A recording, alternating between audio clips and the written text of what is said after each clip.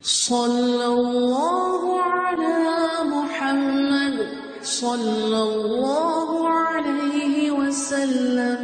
اللهم صل على محمد النبي الأمي وعلى آله وسلم تسليما. اعوذ باللہ السمیع العلیم من الشیطان الرجیم. بسم اللہ الرحمن الرحیم والصلاة والسلام علی رسولہ الکریم. بخاری شریف باب المساجد جاری ہے. آج 3 حدیث ہم دیکھیں گے انشاءاللہ. آج کا جو باب ہے کنس المسجد والتقاط الخرق والقضاء والعیدان، کہ مسجد میں جھاڑو دینے، پھٹے پرانے کپڑے، تنکے اور لکڑیوں کو چننے اور اٹھانے کا بیان. مسجد کی صفائی کا بیان ہے. اور مسجد کے اندر چونکہ ایک حدیث اور ہے سنن نبی داؤد کی، جس کے اندر یہ آتا ہے کہ ایک شخص جب مسجد کے سنگریزوں کو، کنکریوں کو مسجد سے نکالتا ہے تو وہ چھوٹی چھوٹی کنکریاں کہتی ہیں کہ خدا کے لیے ہمیں اس مسجد سے نہ نکالو. تو انہوں نے پھر عنوان یہ اس لیے لگایا ہے کہ سے یہ مطلب نہیں ہے کہ مسجد کو صاف نہ کیا جائے اور خس و خشاک، اور اگر کپڑے، تنکے اور لکڑیوں کے کوئی ٹکڑے پڑے ہیں تو انہیں نہ اٹھایا جائے، بلکہ مسجد کو صاف کرنا چاہیے.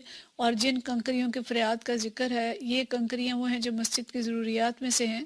مثلاً اس لیے بچھائی گئی ہیں کہ مسجد میں کیچڑ نہ ہو جائے یا کسی اور مقصد سے ہیں. تو ایسی کنکریاں اور سنگریزے جو کہ حصہ ہوں مسجد کا، انہیں مسجد سے نہیں نکالنا چاہیے. وہ اس پہ روتی ہیں اور فریاد کرتی ہیں. لیکن جو خس و خشاک ہے، میل کچال ہے، اس کو مسجد سے ضرور صاف کرنا چاہیے. حدیث ہے 446، اور یہ حدیث بھی حضرت ابو ہریرہ رضی اللہ تعالیٰ عنہ سے روایت ہے. فرماتے ہیں ان رجلا اسودا او امرأة سوداء، یا تو ایک آدمی تھا کالا یا ایک عورت تھی کالے رنگ کی، حبشی ہوں گے نا کوئی. تو کانا یقم المسجد، یہ مسجد میں جھاڑو لگاتا تھا یا لگاتی تھی. فماتا، تو اس کا انتقال ہو گیا. فسأل النبی صلی اللہ علیہ وسلم، تو نبی کریم صلی اللہ علیہ وسلم نے اس کے بارے میں پوچھا.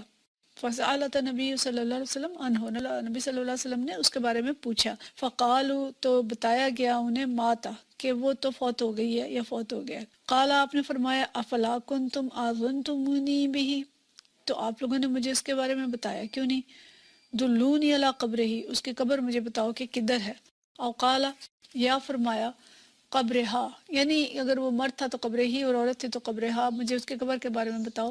فاتا قبرہا فصلی علیہا، تو آپ صلی اللہ علیہ وسلم اس کی قبر پر تشریف لے گئے اور اس کی نماز جنازہ پڑھائی. سبحان اللہ. نماز جنازہ پڑھائی یا دعائے خیر کی. اس قدر خوش قسمت وہ خاتون یا مرد جو بھی تھا کہ بظاہر وہ ایک صفائی کرنے والا تھا. یہ وہ لوگ جن کو ہم سچی بات یہ ہے کہ ہم ان لوگوں کی قدردانی نہیں کرتے، لیکن اگر یہ کچھ دنوں کے لیے معاشرے سے غائب ہو جائیں تو ہمیں سمجھ آ جائے کہ ہمارے حالات کیا ہیں. لیکن بظاہر اس کم درجے کے ایک فرد کی نبی کریم صلی اللہ علیہ وسلم نے کتنی قدردانی کی، اور کیوں کی آگے ہم پڑھیں گے.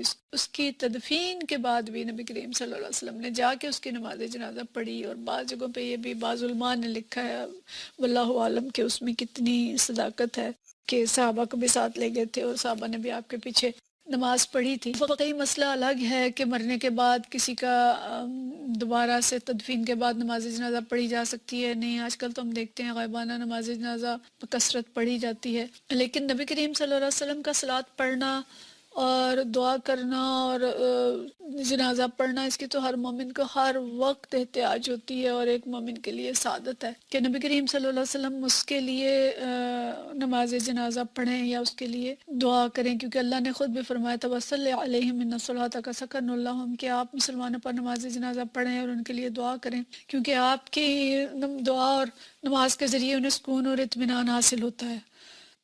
تو یہ چھوٹی سی حدیث ہے جس سے میں کئی باتوں کا پتہ چل رہا ہے. اور علماء نے اسی طرح سے چھوٹی چھوٹی حدیث سے بڑے بڑے مسائل نکالنے ہیں. تو پہلی بات یہ ہے کہ مسجد کی صفائی کرنا افضل اعمال میں سے ہے، کیونکہ مسجد اللہ کا گھر ہے اور روئے زمین پر اللہ کی سب سے پسندیدہ جگہ ہے. اور یہاں تک کہ کنکریاں بھی وہاں سے نکلنے پر فریاد کرتی ہیں اور روتی ہیں کہ میں یہاں سے نہ نکالا جائے. اور نبی کریم صلی اللہ علیہ وسلم نے مسجد کی صفائی کرنے والے کی کتنی قدردانی کی اس لیے کہ مسجد کی صفائی کی بہت زیادہ اہمیت ہے، اور صفائی کرنے والے کی قدردانی کی بھی اہمیت ہے۔ تو حضرت ابراہیم علیہ السلام کو اللہ تعالیٰ نے حکم دیا تھا جب وہ خانہ کعبہ بنا رہے تھے کہ ان طہر بیتی للطائفین والعاکفین والرکع السجود۔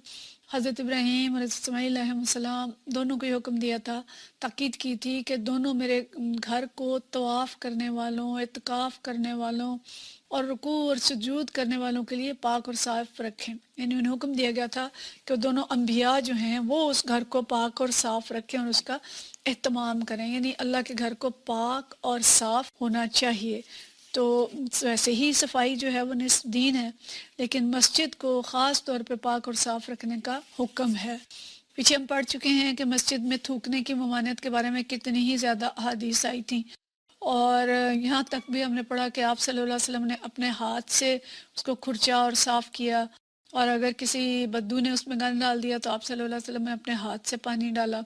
یہ بھی ہمیں پتہ چلتا ہے کہ نبی کریم صلی اللہ علیہ وسلم کی مسجد میں جمعہ کے دن کافور جلایا جاتا تھا خوشبو کے لیے، اور مسجد میں وضو کے لیے جگہ الگ بنانا، قدر فاصلے پر بنانا، یہ بھی اسی لیے ہے کہ مسجد کے اندر گند نہ ہو، بلکہ جو وضو گاہیں ہیں وہ مسجد سے ذرا باہر ہوں تاکہ مساجد جو ہیں وہ بو سے اور ان چیزوں سے صاف رہیں۔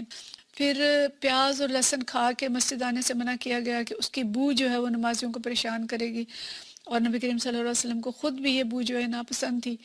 جمعے کو غسل کرنے کا حکم بھی جو ہے اس میں بھی ایک یہی حکمت ہے کہ جسم کی بو دور ہو جائے اور دوسرے نمازیوں کو اس سے تکلیف نہ ہو۔ تو یہ سارے چھوٹے چھوٹے احکام ہیں جو میں مسجد کی صفائی، مسجد کے اندر خوشبو اور مسجد کی پاکیزگی، حتیٰ کہ یہاں علماء نے یہ بھی لکھا ہے کہ خذوا زینتکم عند کل مسجد کا جو حکم ہے کہ جب مسجد جاؤ تو زینت سے آراستہ ہو کے جاؤ، اس کے اندر خود مسجد کی زینت بھی شامل ہے کہ جب جائیں تو نمازی بھی صاف ستھرے کپڑے پہن کے، خوشبو لگا کے، بو دور کر کے، غسل کر کے، وضو کر کے مسجد کے اندر جائیں، پاک اور صاف ہو کے جائیں، اور تاکہ دوسرے نمازیوں کو تکلیف نہ ہو، مسجد کے اندر بو نہ پھیلے، اور خود مسجد جو ہے اس کی صفائی بدرجہ اولا ضروری ہے۔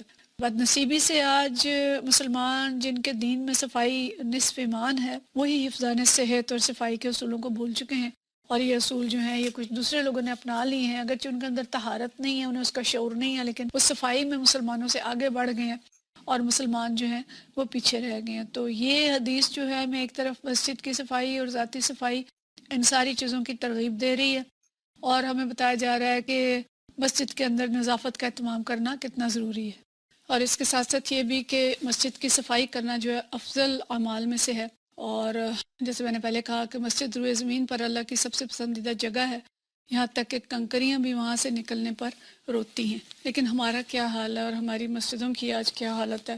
ہماری مسجدیں ویران ہیں، بازار اور دیگر جگہیں آباد ہیں، تو ہمارے لیے بہت زیادہ فکر مندی کی بات ہے کہ مسجدیں ویران بھی ہیں اور مسجدیں گندی بھی ہیں۔ کبھی راستے میں سفر میں نماز پڑھنی پڑ جائے، کسی مسجد کے اندر جائیں، جو یہ پیٹرول پمپس کے ساتھ مسجدیں ہیں، اور محلوں کی مسجدوں میں بھی صفائی کی اتنی شاندار قسم کی روایت نہیں ہے، تو یہ بڑی فکر مندی والی بات ہے، اور معاشرے کے اندر جو تھوڑے بااثر لوگ ہیں انہیں اس چیز کا اہتمام کرنا چاہیے کہ مسجدوں کی صفائی جو ہے وہ کرائی جائے، اور نبی کریم صلی اللہ علیہ وسلم کے نزدیک مسجد کی صفائی کرنے والا کتنا اہم تھا، یا والی کتنی اہم تھی، کہ آپ صلی اللہ علیہ وسلم نے اس کی قبر پہ جا کے نماز جنازہ پڑھائی اور اس کے لیے دعا کی، تو یہ اس کے عمل کی فضیلت تھی، اس فرد کا عمل تھا، وہ فرد کی اپنی ذاتی خاصیت نہیں تھی، بلکہ اس کا عمل ایسا تھا کہ جو نبی کریم صلی اللہ علیہ وسلم کے نزدیک اتنا اہم تھا کہ اس سے وہ فرد بھی اہم ہو گیا۔ تو اس لیے ہمیں بھی اس چیز کا اہتمام کرانا چاہیے اور کرنا چاہیے۔ عورتیں بھی جا کے مسجد کی صفائی کر سکتی ہیں، اور ہم اپنے دیہات کے اندر، ہمیں یاد ہے ہماری بڑی بوڑھیاں جو ہیں وہ جا کے مسجدوں کی صفائی کیا کرتی تھیں اور کرایا کرتی تھیں، تو اس کو ہم دیکھ سکتے ہیں۔ پھر یہ کہ یہاں تک بھی آتا ہے کہ نبی کریم صلی اللہ علیہ وسلم نے خود بھی مسجد کے اندر جھاڑو دیا۔ تو صفائی کا تو ویسے میں نے پیچھے ذکر کیا کہ کس طرح آپ صلی اللہ علیہ وسلم نے خود بھی جو گند ہے وہ صاف کیا۔ پھر ایک اور بات ہمیں پتہ چلتی ہے کہ اگر کوئی نیک لوگ ہیں تو ان کی خدمت کرنی چاہیے، ان کا تذکرہ، ان کی تذکیر، اور مسجد کا کوئی خادم ہے یا ویسے اگر کوئی دوست یا ساتھی ہے اگر وہ غیر حاضر ہو گیا تو اس کے بارے میں پوچھنا چاہیے۔ نبی کریم صلی اللہ علیہ وسلم نے اس عورت کے بارے میں پوچھا جب وہ نظر نہیں آئی، تو خبر گیری رکھنی چاہیے، اور جو شخص اپنے آپ کو مسلمانوں کی خدمت اور اجتماعی مفاد کے لیے وقف کر دے اس کے لیے دعا کرنی چاہیے، اور اس کے ساتھ نرمی اور حسن سلوک کا معاملہ کرنا چاہیے۔ اور نیک لوگوں کے جنازے میں شامل ہونے کی کوشش کرنی چاہیے۔ ایک مسئلہ یہ بھی پتہ چلتا ہے کہ قبر پہ نماز جنازہ جائز ہے، اور آپ صلی اللہ علیہ وسلم تو خاص طور پہ جو آپ کی دعا تھی اور اس سے قبر منور ہو جاتی تھی۔ اور بعض اہل علم یہ بھی کہتے ہیں کہ اگر کسی کے ولی نے نماز جنازہ نہ پڑھی ہو، یعنی وہ جیسے بر وقت نہیں پہنچ سکا، وہ جنازہ نہیں پڑھ سکا، تو جب تک قبر کے اندر جسم کے سلامت ہونے کا گمان ہے تو وہ بھی قبر پہ نماز جنازہ پڑھ سکتا ہے۔ اور ایک چیز اور جو آپ صلی اللہ علیہ وسلم نے صحابہ سے فرمایا کہ آپ نے مجھے اس کی وفات کی اطلاع کیوں نہیں دی، کہ اگر کوئی فوت ہو جاتا ہے تو باقی لوگوں کو اطلاع دینی چاہیے تاکہ وہ نماز جنازہ میں شرکت کر سکے۔ حدیث نمبر 447 کا موضوع تھوڑا سا مختلف ہے لیکن اس کے ساتھ ہی آئی ہے، اور یہ حدیث عائشہ رضی اللہ تعالیٰ عنہ سے عن عائشہ قالت فرماتی ہیں لما انزلت الآیات من سورۃ البقرۃ فی الربا، کہ جب سود کے بارے میں، حرمت سود کے بارے میں سورۃ البقرہ کی آیات نازل ہوئیں، خرج النبی صلی اللہ علیہ وسلم الی المسجد فقرأہن علی الناس، تو نبی کریم صلی اللہ علیہ وسلم مسجد میں تشریف لائے اور لوگوں کو یہ آیات پڑھ کر سنائیں۔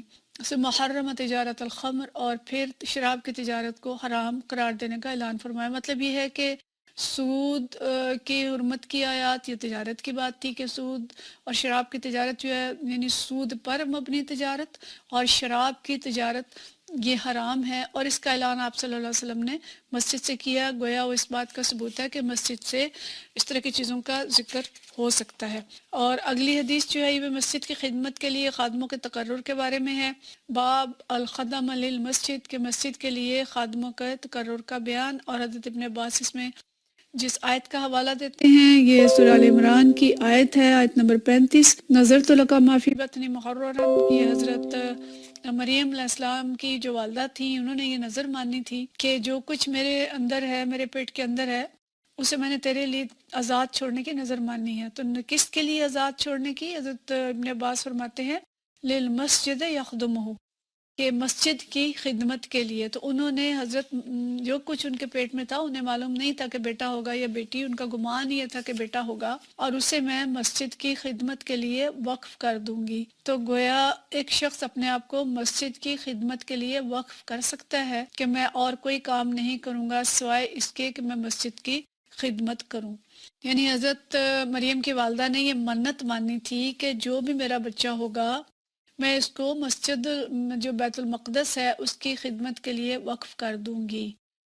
اس سے پھر وہ دلیل یہ لائے ہیں کہ مسجد کی خدمت کے لیے اپنے آپ کو وقف کرنا درست ہے، اور یہ اسی حدیث میں اسی عورت کا ذکر ہے جو ہم نے پیچھے پڑھی ہے، 448 حدیث ہے۔ حضرت ابو ہریرہ رضی اللہ تعالیٰ عنہ سے روایت ہے، فرماتے ہیں ان امرأۃ اور رجلا، ایک مرد تھا، عورت تھی یا ایک مرد تھا، کانت تقوم المسجد، و مسجد کی صفائی کرتا تھا، ولا اراہ الا امرأۃ، اور کہتے ہیں میرا گمان یہ ہے کہ وہ عورت تھی۔ فذکر حدیث النبی صلی اللہ علیہ وسلم انہ صلی علی قبرہ، اور اس کے بعد وہ اس بات کا تذکرہ کرتے ہیں کہ نبی کریم صلی اللہ علیہ وسلم نے اس کی قبر پر نماز پڑھی۔ یعنی حضرت ابو ہریرہ رضی اللہ تعالیٰ عنہ کو شک تھا، جیسے پیچھے بھی انہوں نے فرمایا کہ مرد تھا یا عورت تھی، لیکن گمان یہ ہے کہ عورت تھی، اور اس میں زیادہ تر محدثین کا خیال یہی ہے کہ وہ عورت ہی تھی، اور وہ مسجد کی صفائی کرتی تھی۔ اور حضرت ابو ہریرہ رضی اللہ تعالیٰ عنہ نے اپنے شک کا اظہار بھی کیا، جیسے صحابہ کرام کرتے تھے کہ اگر تھوڑا بہت بھی شک ہوتا تھا تو اس کو حدیث کے اندر واضح فرما دیتے تھے۔ تو اس طرح سے اس دونوں حدیث سے ہمیں مسجد کی خدمت کے لیے فرد کو مخصوص کرنا اور مسجد کی صفائی کا جو فضیلت ہے اس کا ہمیں پتہ چلتا ہے۔ وآخر دعوانا ان الحمدللہ رب العالمین۔ صلی اللہ علی محمد صلی اللہ علیہ وسلم۔